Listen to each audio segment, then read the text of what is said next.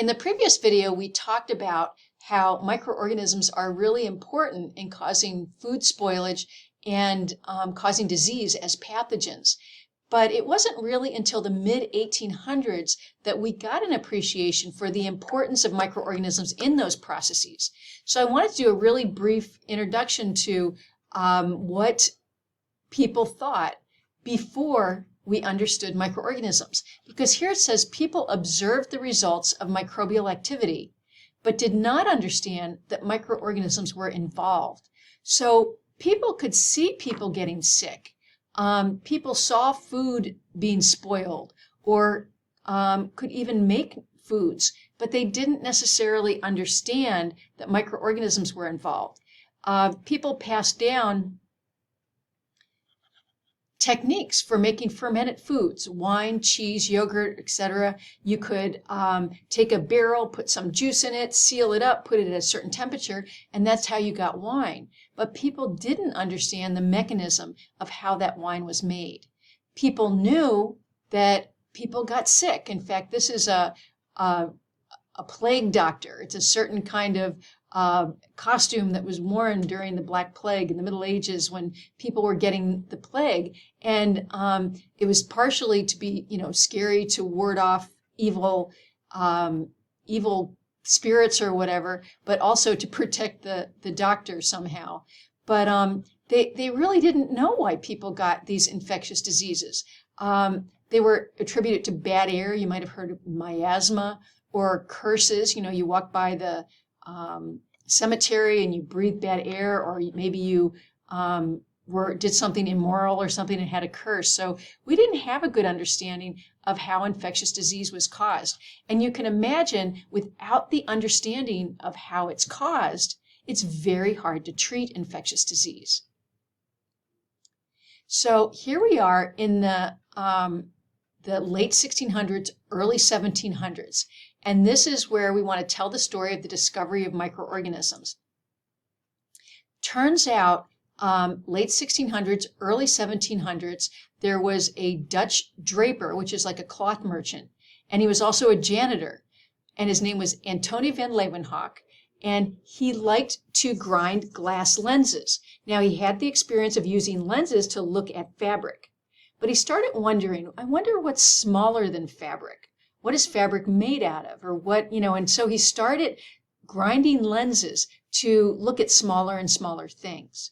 Now, I think there's only like 9 of his microscopes that are left. Here's one of them, or a model of one of them. But you can see here, you put your specimen on this little screw here, and there's the lens right there. And you have to hold that up to a light and be able to look through there.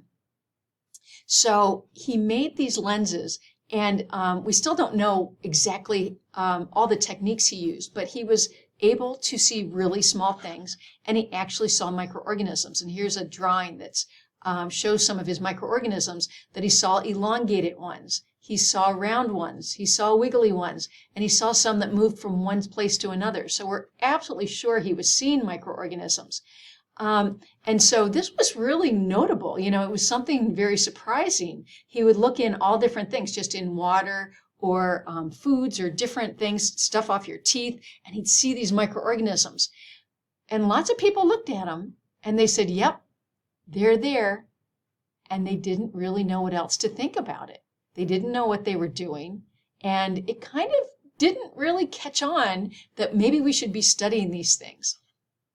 So here we're talking that the dates are important. Late 1600s, early 1700s, Antony van Leeuwenhoek discovered microorganisms.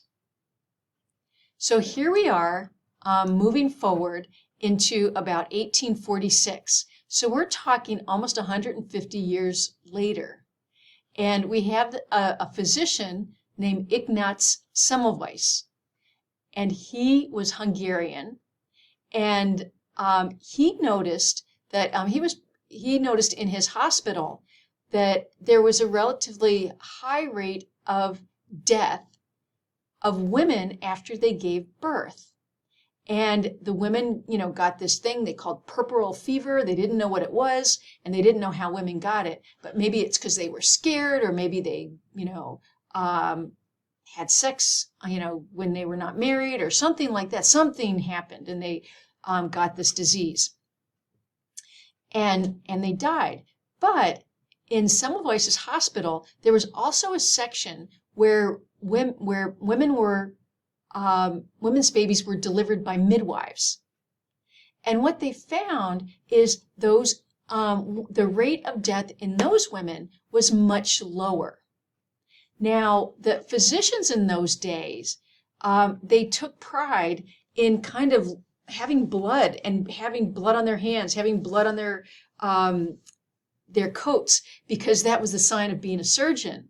And so somebody might go in and do an autopsy on a woman who had just had given birth and died, and then they go deliver a baby without cleaning up in between or changing their clothes. And what they got evidence for was that these people that were doing these autopsies were transferring something to the women, causing them to get sick. Well, now we know they were transferring bacteria, but they didn't know that at the time. But Semmelweis at least said, you're transferring something and you're killing those women.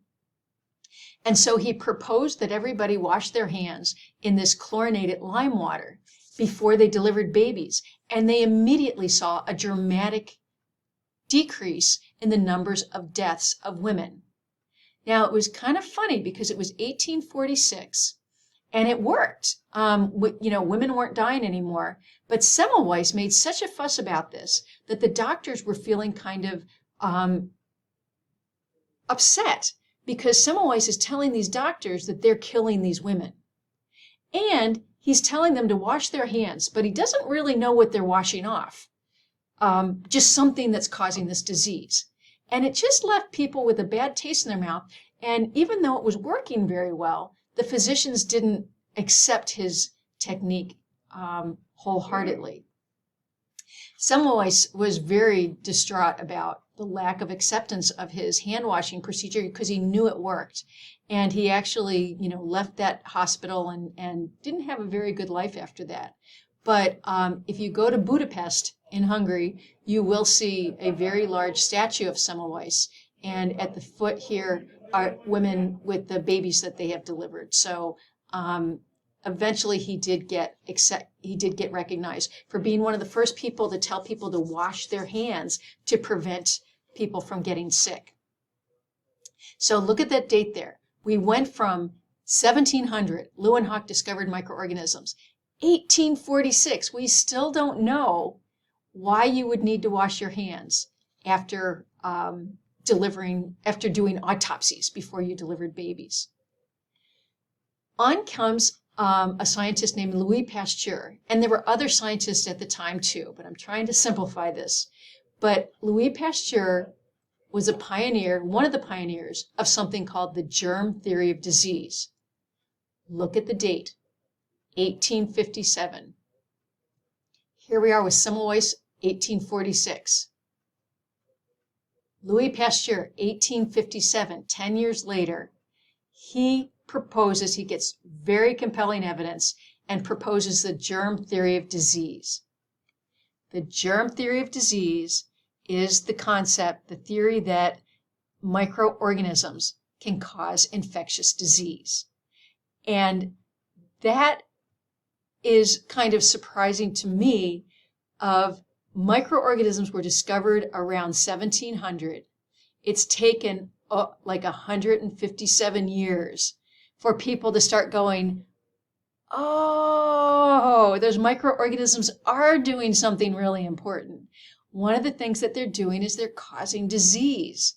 And so you can imagine when people started accepting the germ theory of disease, that microorganisms cause disease, that it revolutionized medicine and healthcare. That when you know that, oh, what was Semmelweis doing? He was washing microorganisms off his hands. He didn't know at the time. But now it gives you a reason why hand washing is an important thing to do. So the development and the testing of the germ theory of disease was critical. And when you think about this time, think the mid 1800s is when this became important. This when started being widely accepted.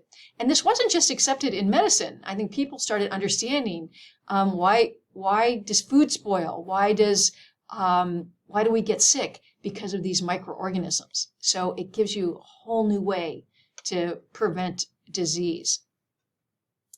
The year, again, is important just because of the order that things happened. In this one, it says, explained how Joseph Lister used his understanding of the germ theory of disease to impact medical microbiology. Look at the year, 1867. Semmelweis, 1846. Pasteur, 1857. Lister, 1867. People, scientists and people in general are starting to accept the germ theory of disease. Lister was a physician. Most of the surgery that Lister did in his day were amputations, because what happened is people would get like compound fractures, a fracture of a bone poking through your skin. And he'd have to do surgery to put the bone back together. Well, it turns out that about 50% of people died, and now we know they died of infections because of those surgeries. So Lister, learning about the germ theory of disease, following Pasteur's work, started using phenol. And so here's this phenol. Phenol, you might have used those like sore throat lozenges that numb your throat. That's a really, really low concentration of phenol. So it was something that's pretty potent stuff, and they would spray it in the air, they'd spray it on their hands, they'd spray it on their equipment and the patients. And they found by using phenol that the death rate from compound fractures went from 50% of patients to 3%. And Lister was almost immediately recognized for his heroic measures and the amount of people that he saved. And so he was recognized in his day. He didn't invent Listerine, but Listerine was named after him. And so this was a really big deal. But the only reason Lister was able to do this and not Semmelweis is because Semmelweis couldn't explain to people, why did this happen? Lister was on the other side of the germ theory of disease and was able to say, we're killing microorganisms that are causing those diseases. The last thing I have for this whole unit is section 1.3, and it talks about the 4 groups of macromolecules in cells, carbohydrates, lipids, proteins, and nucleic acids. I'm not going to go over all this. This is something you should have gotten in another course. There are some learning outcomes, and there is some vocabulary. You can get that from your textbook, or you can go search any website, or just use this table, whatever works for you. So this information is still important, but because you should know this already, I'm just trying to remind you that you should know it. Please do a review of this. So that's the end.